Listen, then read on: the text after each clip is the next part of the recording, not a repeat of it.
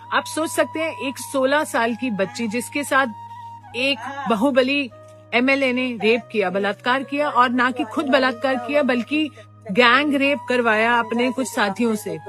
और हम कौन सी दुनिया में, हमें लगता है कि ये हो गया। नहीं, आगे सुनिए। उसकी जब पिता ने रिपोर्ट कराने की कोशिश की, पुलिस कस्टडी में बहुत बुरी तरह से टॉर्चर करते हुए, जो आप फिल्मों में देखते हैं उतने हिस्से ज्यादा टॉर्चर करते हुए उसके पिता की पुलिस कस्टडी में हत्या कर दी गई। यही खत्म नहीं होता। जब किसी लॉयर ने उसका केस लड़ना चाहा, तो जब उस लॉयर की गाड़ी में बैठकर ये पीड़िता जा रही थी अपने न्याय की मांग के लिए, वो गाड़ी को 11 बार टक्कर करवा दी। 11 बार टक्कर खाने से उस गाड़ी में बैठे 4 सदस्य थे, जिसमें से 3 की ऑन स्पॉट डेथ हो गई, लॉयर की, इसकी मासी की, इसकी बुआ की, और ये बच्ची बच गई। आपकी रूह कांप उठेगी। और ये बच्ची कैसे बची है, मैंने इसको अस्पताल में तब देखा है जब ये क्रिटिकल केयर में थी 7 साल पहले, और उठ नहीं पा रही थी, वेंटिलेटर पर थी। 6 महीने जब वो उस वेंटिलेटर आईसीयू में रही, उसके बाद उसने अपनी हिम्मत जुटाई और अपना केस लड़ना चाहा। उस मुजरिम को उम्र कैद की सजा हुई। इतना कुछ खोया इस बच्ची ने।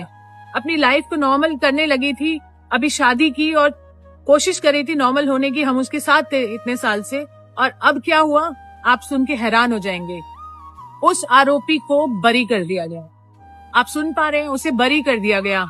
और एक्सक्यूज, ये नहीं कि बलात्कार प्रूव नहीं हुआ, बलात्कार प्रूव हुआ है, पर क्योंकि कोई कानूनी दावपेच थे जो उसे बचा सकते थे, फालतू के हाईकोर्ट ने ऐसी ऐसी दलीलें दी हैं कि आप सुन के हैरान हो जाएंगे कि वो एक पब्लिक सर्वेंट नहीं है, या फिर ये बच्ची माइनर नहीं थी, और कोर्ट के पास टाइम नहीं है। इतनी फालतू चीजें बोलकर उसे बरी कर दिया गया। आप सोच सकते हैं, आपको गुस्सा आ रहा है?